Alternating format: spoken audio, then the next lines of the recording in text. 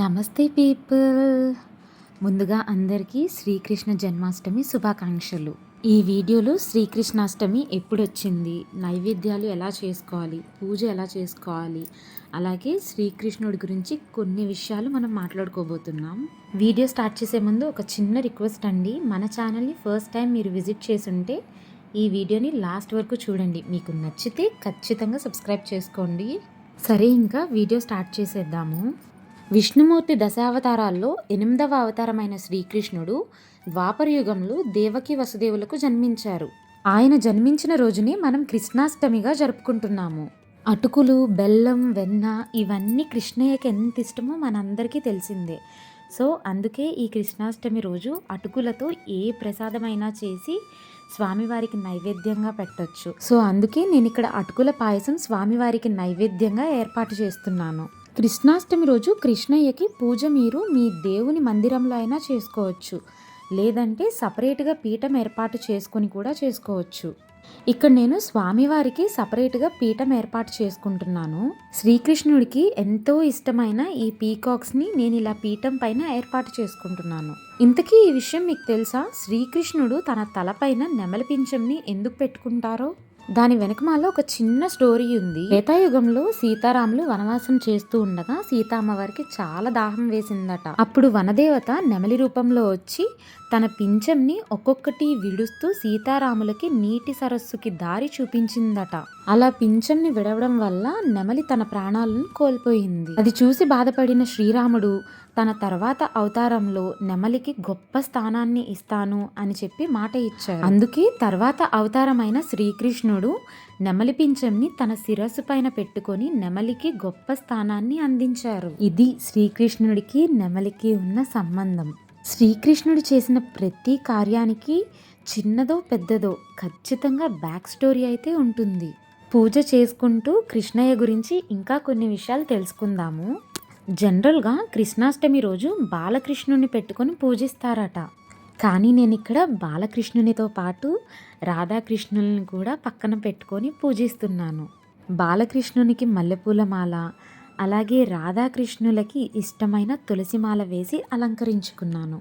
శ్రీకృష్ణ తులాభారం టైంలో సత్యభామాదేవి శ్రీకృష్ణుని తూచడానికి తన దగ్గర ఉన్న వెండి, బంగారం, వజ్రాలు ఇట్లా అన్నిటితో ట్రై చేసిందట. కానీ శ్రీకృష్ణుల వారు ఒక్క ఇంచు కూడా కదలలేదట. అప్పుడు సత్యభామాదేవికి భయమేసి రుక్మిణీదేవిని పిలిపించారంట.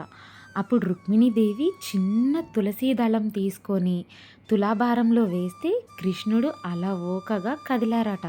అంత ఇష్టమంట తులసి అంటే శ్రీకృష్ణుల వారికి.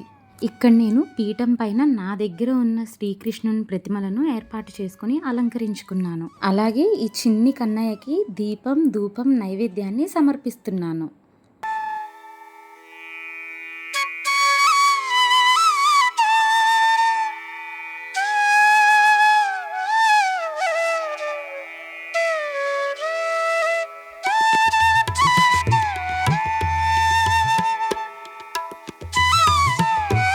ఇక్కడ నేను కన్నయ్యకి ఎంతో ఇష్టమైన అటుకుల పాయసం, వెన్న, తులసి తీర్థం, అలాగే నా దగ్గర ఉన్న ఫ్రూట్స్ని స్వామివారికి నైవేద్యంగా సమర్పించాను. ఇక్కడ నేను ఫ్రూట్స్ బౌల్కి స్పేస్ లేదని ప్రసాదాలను కొంచెం అడ్జస్ట్ చేస్తున్నాను. స్వామివారిని అస్సలు కదపలేదు. కానీ ఇక్కడ ఫ్లవర్ పడగానే ఎంత హ్యాపీగా అనిపించిందో నాకు.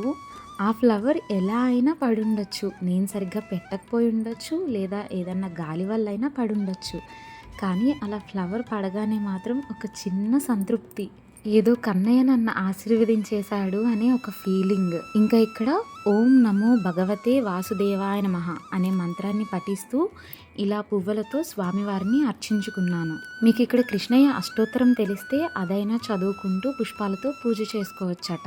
అయితే కురుక్షేత్ర సమయంలో కర్ణుడు కృష్ణుని ఇలా అడిగాడట, నేను ఏం తప్పు చేశానని కృష్ణ, మా అమ్మ చిన్నప్పుడే నన్ను వదిలేసింది. ఏం తప్పు చేశానని ద్రోణాచార్యుల వారు నన్ను శిష్యుడిగా అంగీకరించలేదు. పరశురాముల వారు నాకు అన్నీ నేర్పించారు, కానీ అవసరమైనప్పుడు ఉపయోగపడకుండా శాపాన్ని కూడా విధించారు. నిండు సభలో నా జాతిని గురించి అవమానించారు.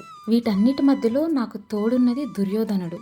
అప్పుడు నేను దుర్యోధనుడి వైపు ఉండడంలో ఏం తప్పుంది అని కర్ణుడు కృష్ణుణ్ణి అడిగాడు. ఇప్పుడు కృష్ణుడు అన్నాడు, నేను పుట్టింది చెరసాలలో, పుట్టగానే తల్లిదండ్రులకి దూరమయ్యాను. నా చిన్నతనంలోనే ఎంతో మంది రాక్షసులు నన్ను వధించడానికి ప్రయత్నించారు. సొంత మేనమామ నేను బ్రతికుండకూడదు అనుకున్నారు. ఆ ప్రజల్ని కాపాడుకోవడానికి నేనొక స్థావరాన్ని ఏర్పాటు చేస్తే నన్ను పిరికివాడు అన్నారు. ప్రతి మనిషి జీవితంలో కష్టసుఖాలు వస్తూనే ఉంటాయి.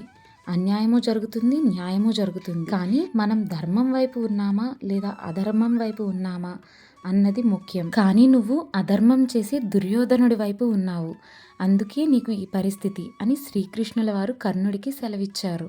శ్రీకృష్ణుని కథలు లీలలు ఎన్ని విన్నా తనివి తీరదు కదా. కృష్ణయ్య కథల్లో నాకు నచ్చిన కొన్ని స్టోరీస్ నేను మీతో షేర్ చేసుకున్నాను. పూజ కంప్లీట్ చేసి ఆఖరిలో ఇలా స్వామివారికి హారతి ఇచ్చాను. మీరు కూడా ఈ హారతిని తీసుకోండి.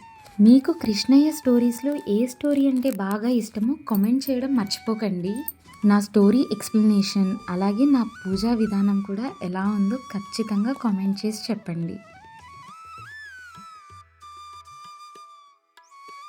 చూసారా, నా చిన్ని కృష్ణయ్య చిన్ని పాదాలతో అడుగులు వేసుకొని వచ్చేశారు. ఆ కృష్ణయ్య ఆశీస్సులు మనందరి మీద ఉండాలని నేను మనస్ఫూర్తిగా కోరుకుంటున్నాను. ఈ వీడియో మీకు నచ్చిందని అనుకుంటున్నాను. ఒకవేళ నచ్చితే please do subscribe to Also don't forget to like, share and comment. Thank you for watching.